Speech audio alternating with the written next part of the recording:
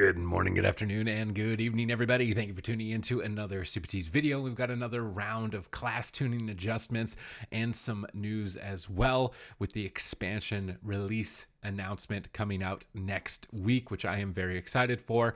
And these changes specifically to affect the live game were a bit surprising to me and maybe tell a little bit about the direction of the changes that they're going to be making, or more importantly, the changes they may not be making at this point in time.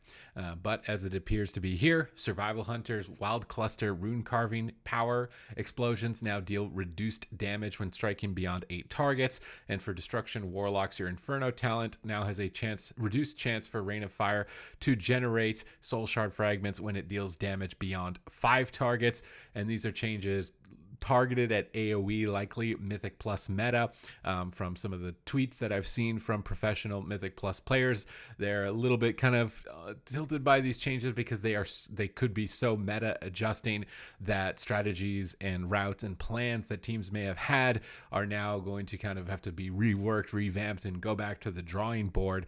However, this seems to be targeting specifically Mythic Plus, with the facts that not very often are you getting beyond 8 targets or beyond 5 targets in a lot of instances when it comes to even the raid or PvP. So these aren't really going to affect you at all in those environments.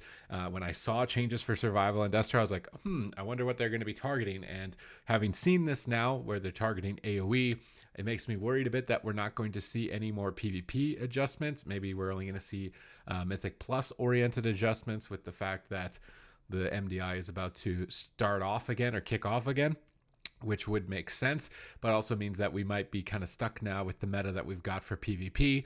I think some of the most outstanding things that I would have liked to have seen looked at were the trinket Echoing Resolve.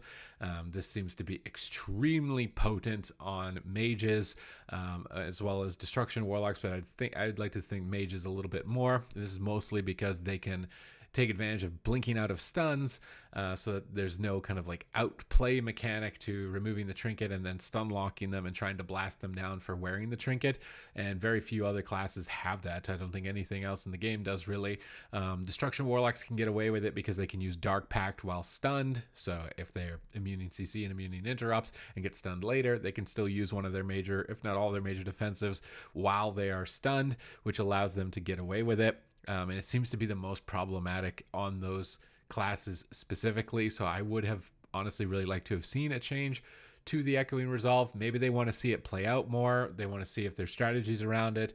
I know my personal interactions with the trinket is I'm starting to learn how to play better around it on most of my specs, but those two instances seems very frustrating mechanically to try and deal with them, especially with how powerful their cooldowns are at the moment. So I was a bit surprised to not see that trinket adjusted. Again, probably makes more sense that they're just trying to see how it plays out, see if players can get strategies for it rather than just immediately going for the nerf hammer onto a new mechanic for PvP, which, you know, from an outside perspective, trying to maybe a reasonable approach to it, because I do like that they're trying to test different things out, bring in different ways to mechanically play the game. It just seems to be the case that unfortunately most times, more often than not, the mechanics that come in end up being abused by the most powerful specializations in ways that may not have been completely intended. And there are still trinkets like the Maledict trinket that came out this season that really are not impactful whatsoever. Like, you have that trinket that's doing absolutely nothing. It's supposed to like suck and absorb off a target and then shoot a healing absorption back onto it, but I swear it doesn't really even work in the instances that you try to, and it's really weird to use considering how powerful the other trinket options were upon release.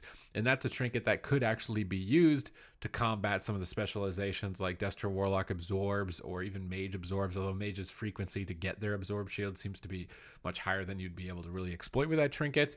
So that trinket could actually serve a purpose in trying to counteract some of the most powerful specializations in the game that rely on absorb shields if it was more potent than it is currently. But again, then we're just kind of creating trinket warfare where does this trinket beat this trinket beats this trinket, and I'm not 100% sold on that being the most interactive, at least from my personal experience. But I do like new mechanics. I always love new class abilities. I really liked the honor talents that they introduced in patch 9.1.5 halfway through the expansion. That's what I'm most excited for with the expansion announcement, is what kind of new spells are we going to be getting? What are the kind of new classes maybe, or new specs, or what is going to be happening in the next expansion as far as abilities are concerned? Because this was the first expansion in a while where we had new abilities added, and I really enjoyed kind of expanding and exploring every ability that has been given to the game. Would prefer to not have to do a bunch of story content the same way that we've seen with Shadowlands, to be able to gain access to it. That's been adjusted as we've gone through the expansion, so hopefully that type of feedback towards the acquisition of these powers can be addressed sooner with the next expansion, but I am still more than excited. Another minor point to take into account is that they have increased the total maximum amount of earned conquest to 1,100 every week.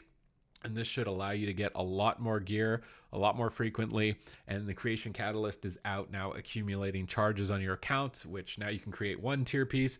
Next week, you'll be able to create another one, or two if you didn't make one this week, the following week 3, and then another week, and you'll have your complete set bonuses to be able to jump into the game. So as time is moving on, with Comp Stomp coming out on next week, I would actually recommend coming back to the game right now, because you can use the Comp Stomp to get all of your honor and catch up all of the gear from this conquest increase without having to get stomped on by people that have set bonuses, because you're fighting bots that aren't going to really be doing the same type of nasty things that a 4-set bonus Destro Warlock or a 4-set bonus Assassination Rogue is going to be doing to you.